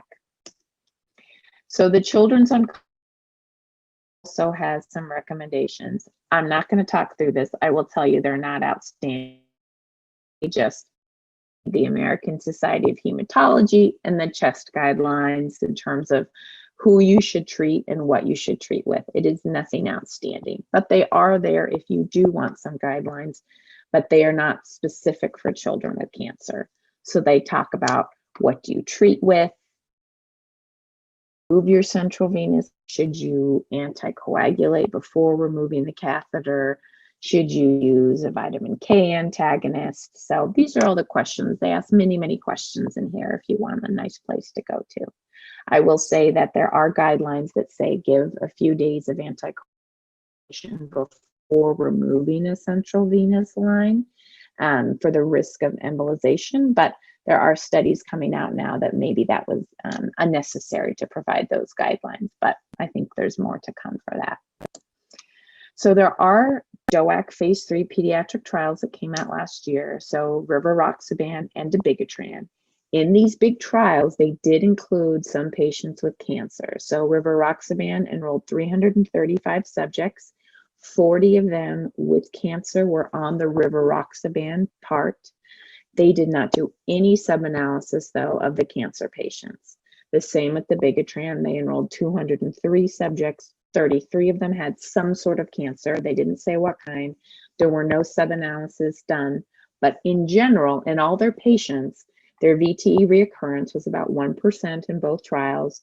Their major and clinically relevant non-major bleeding was about the same, 2.5 to 3% in all subjects.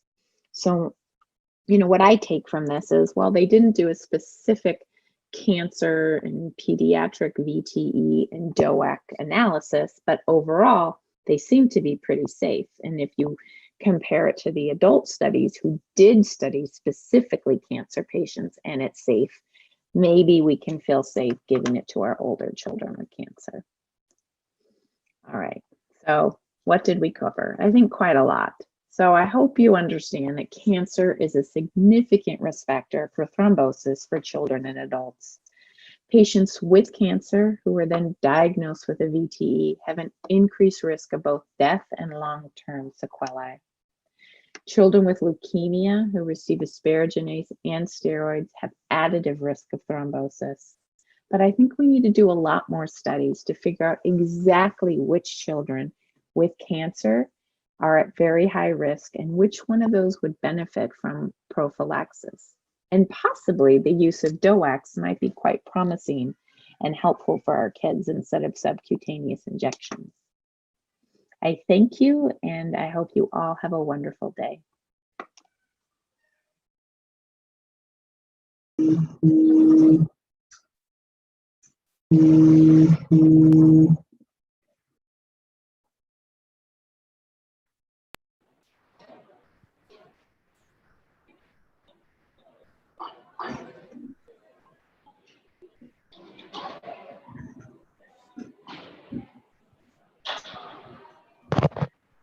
Hi, Julie.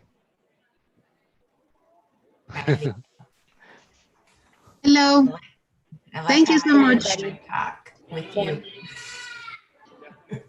Thank you so much, both of you, for give us these splendid lectures about cancer and neonatal thrombosis. We have a couple of questions. Michelle, do you have one? Yes, my question is for Dr. Leo. It's a personal question.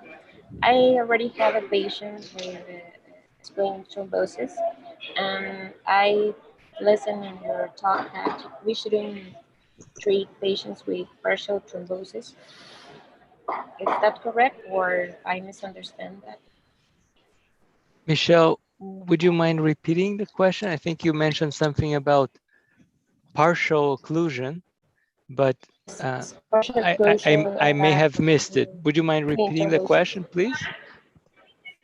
Okay, I think I misunderstand that we shouldn't make an anticoagulation treatment with patients with partial occlusion and with displaying thrombosis, or So I think if I understood the question, you're asking me that we should not anticoagulate patients whose portal vein obstruction is partial or non-occlusive, which is, I think I shared the slide of the ASH 2018 guideline recommendation that yes, would favor, but using the term suggest, right? They would not recommend because of lack of evidence, but they would suggest no anticoagulation in contrast to anticoagulation for partial portal vein occlusion only. And so that is the recommendation, but I am aware of places, including our own, that are more aggressive in that in the absence of a risk for bleeding would anticoagulate regardless patients that have partial portal vein obstruction. The truth is, can you hear me? Yes. Yeah, the truth is, I think the literature is, we're still in the dark to know predictors of, I'll go directly to the worst. The worst outcome would be portal hypertension and increased risk for gastrointestinal hemorrhage. Even though there were earlier studies showing that a higher thrombotic burden were associated with a composite unfavorable outcome. That means they put 3 unfavorable outcomes together: lack of thrombus resolution, hepatic lobe atrophy, and portal hypertension. But so if you had a lot of portal vein occlusion, meaning bilateral and fully occlusive, you were more likely to get one of those 3. But maybe neonatologists and hematologists would really like to prevent only the worst out of the 3 elements. So when we look at more contemporary data to evaluate, our own data has not shown that full occlusion versus partial occlusion makes a difference. They can both evolve to unfavorable outcomes. So based on that, we still anticoagulate. But because this data has not been published, when experts sit down the table to make the ASH recommendation, the recommendation came out because of lack of evidence. I hope I was somewhat clear on trying to share the limitations that sometimes panelists doing evidence-based guidelines face. Yes, and in this point, we know that we have new evidence about cavernomas at this point. What do you think about if you found like eventually casually a cavernoma? Do you have to treat a patient with cavernoma degeneration, or just watch? Because we know that in this recently ISTH, we found some new data about this. What do you think, Leo and Julie? I don't want to monopolize the mic. Let me share the mic a little bit, and then we'll do a ping pong, because I'm sure there is room for discrepancy. Yeah. Yeah. What do you think, Julie, about these cavernomas that you found like incidentally in the patient, and we don't have any symptoms, and you don't have any previous history of a neonatal catheter? Do you think we have to treat this patient with these cavernomas? Yeah, it is tricky because especially in a neonate, right? What is the symptom? You know, if it's not in the arm or the leg and that's swollen, they're not going to tell you my stomach hurts, or is their liver function enzymes elevated because, you know, of a thrombosis, or is it because of the million other problems of why they're in the ICU? And you know, I struggle with this as well, and I have a feeling Leo and I might be on the same page in sense of, okay, I mean, I love clots. That's my life. Um, and I try to ask if there isn't a risk of bleeding. Could there potentially be a benefit to at least try a little anticoagulation? And so that's how I make my judgment with these. But your question, Mara, is it's tricky, and I tend to think there might be a little bit more of a bleeding risk in your situation. And so I would probably not anticoagulate. And, you know, my colleagues laugh at me because they know I'm always like, yay, anticoagulation, but never at the risk of bleeding, especially in a neonate who are so sensitive to everything. Okay. Yeah, what may be important, Mara, if you allow me, I'm together with Julie, as she suspected or expected, but the portal collaterals or cavernous transformation or cavernoma is already signaling that there is venous flow obstruction that may be going to the existent venous flow obstruction may already be progressing to what we're going to try to avoid, which would be the portal hypertension. So what is probably even more important is to evaluate the patient with repetitive follow-up so that a decision about when to intervene with procedures such as the so-called rack shunt, or to risk stratify the patient, not to lose the ball and evaluate, is probably the most important comment. Not being I'm not a GI person, so I won't claim I have that expertise, but that is probably an important note to be made. ¿Y quieres que también hable en español? No, because we have Julie. Está bien. So we're going to speak English. Yeah. No problem. Thank you. We have a question about a special case about a neonate.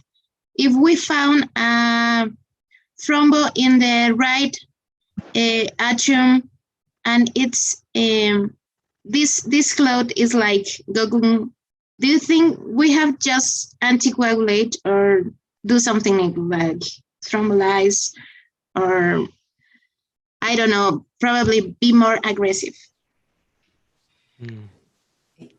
You know, if it's at the tip of the catheter, you can always try a little TPA. Sometimes you're lucky, but if it's truly a thrombosis in the right atrium, I do not personally feel comfortable with those. You know, they could so easily break off and go to the lungs.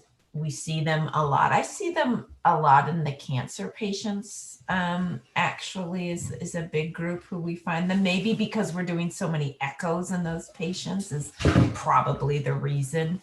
But I tend to treat them almost always, and I tend to treat longer. But you do get to this point that, you know, 4 or 5 months in and the clot hasn't gone anywhere.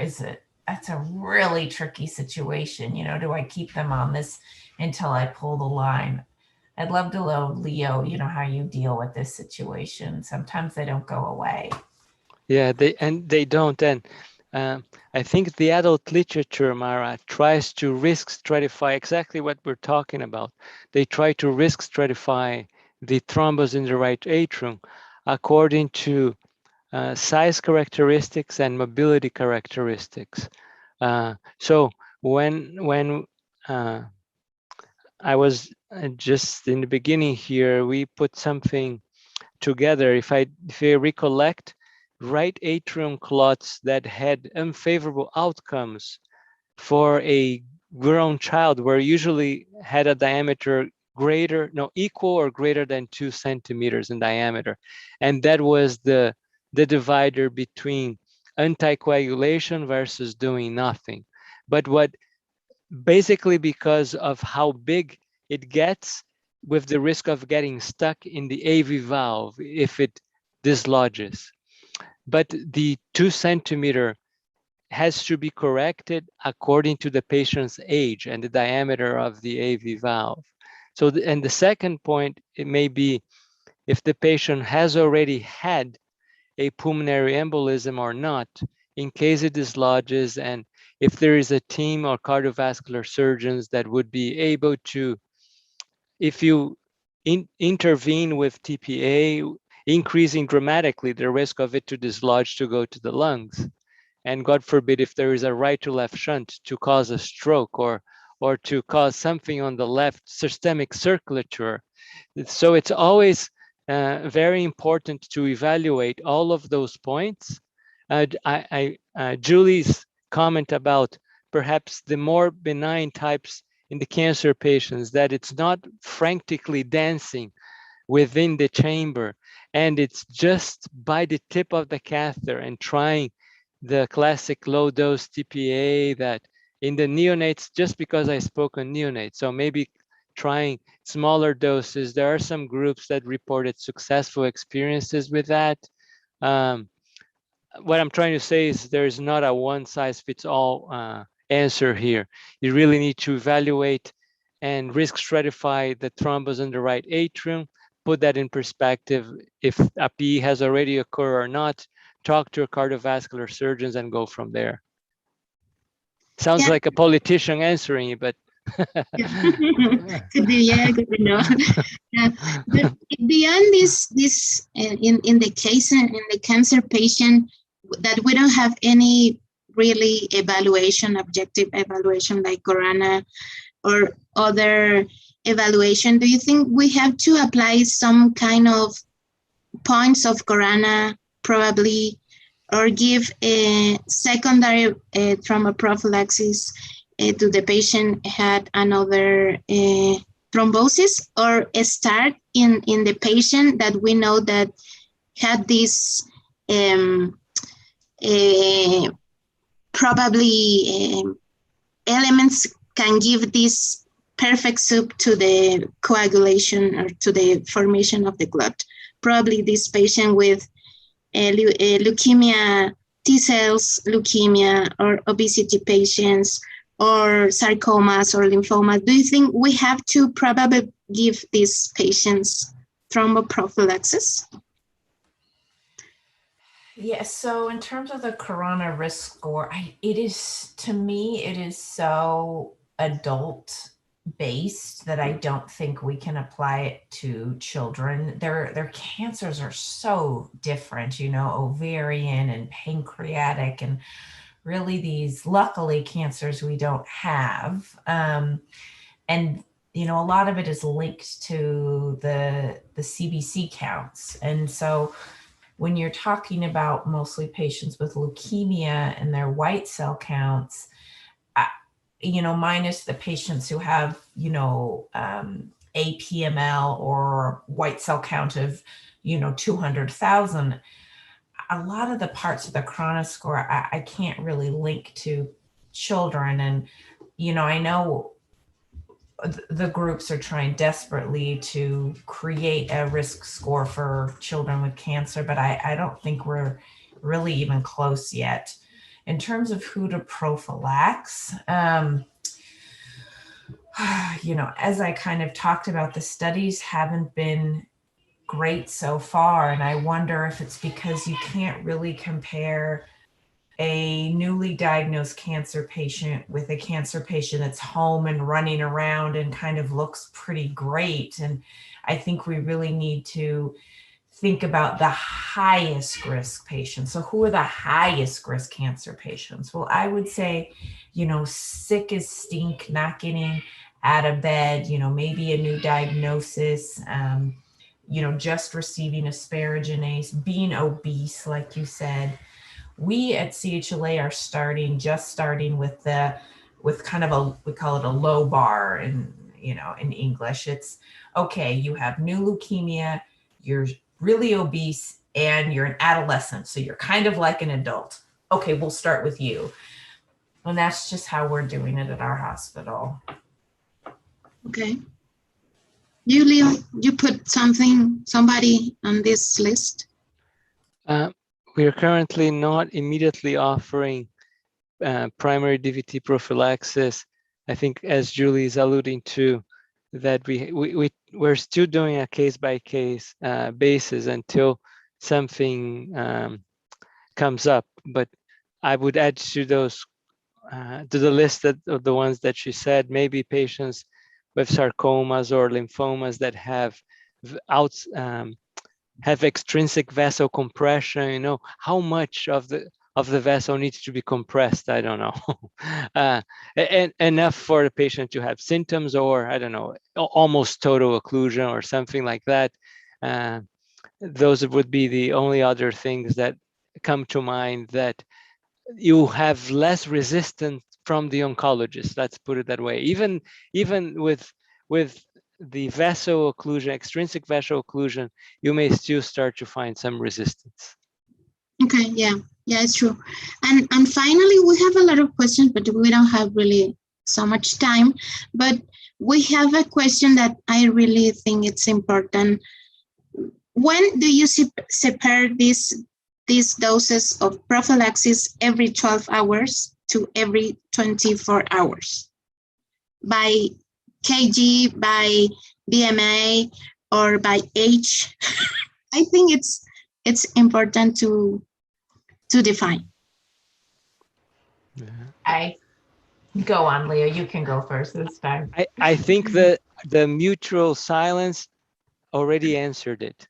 There is a lack of information about, to use terms that purists only like to use when there is a randomized trial. But the truth is, we don't have a back-to-back comparison of which regimen is better than the other.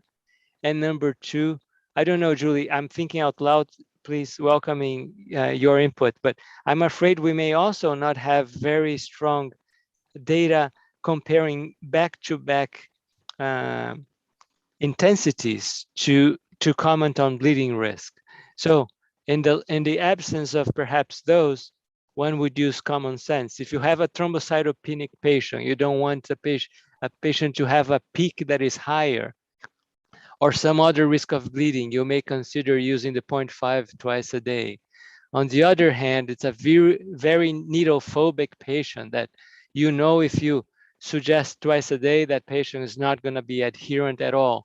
I'm just sharing some clinical scenarios that may guide you, because I'm afraid we lack stronger data, and I said too much. What do you think, Julie? I mean, I feel like I get into this internal argument with myself every time I'm the inpatient doctor. And especially, you know I talked to you guys about COVID and prophylaxing for COVID. And so, you know, I make these hospital guidelines and we decide we're going to do 0.5 milligrams per kilogram every 12 hours. We're going to get levels now. And then I have a trainee, a fellow go, well, Dr. Jaffray, like this patient's 16 and they're 100 kilos. And then I'm like, oh, you know, I don't love giving the adult dose. I will tell you, of 40 milligrams once a day. I don't feel very comfortable with it, only because it hasn't been established, as Leo said, in children. But I also feel strange giving a 16-year-old that's 100 kilos pediatric dosing. So all I have to say is neither are a terrible idea. And I'm hoping that we can all start moving towards a little bit more DOACs that's safe and efficacious in children, because man, wouldn't it be great to stop poking them? Not that I am like, you know, working for a DOAC company, but it would make my life a little bit easier. Yeah, more easy. Yeah. Thank you so much, both of you, to be here with us in the first session of Summit in this week of the Thrombosis Day that we are celebrating here in Mexico and around the world. Thank you so much. And I really hope so that the next time you can be here with us in person. And I don't know if you want to say something else to the audience, because we have a lot of attendees right now that we have 2 hours here, but it's a lot of attendees right now. I don't know if you want to conclude this session with some comments. I would thank SOMETH and thank Dr. Nuis. Thanks, Julie, for sharing the pain, not from different pain that may come from enoxaparin or deciding about an injectable anticoagulant. Pediatric thrombosis is certainly, we're certainly biased, but it's a wonderful field that really requires a lot of individuals around the world so that we can move the field forward. So I congratulate SOMETH for organizing this effort, and hoping that we'll all be able to see each other in the near future. Yeah, thank you. Thank you for doing the Q&A in English. And, you know, I continue to be very grateful for those who speak more than one language. And I appreciate you inviting me, Mara. And Thank you so I do much. hope we see each other soon. Yeah, we hope so. Really hope so. Thank you so much. Yes. And see you next time. Yes, a wonderful end of the year to everybody. Happy holidays. I know we're far, but we're getting to that end of the year. So, and be safe. Be safe. Muchas gracias a todos. Muchas gracias a todos. Muchas gracias.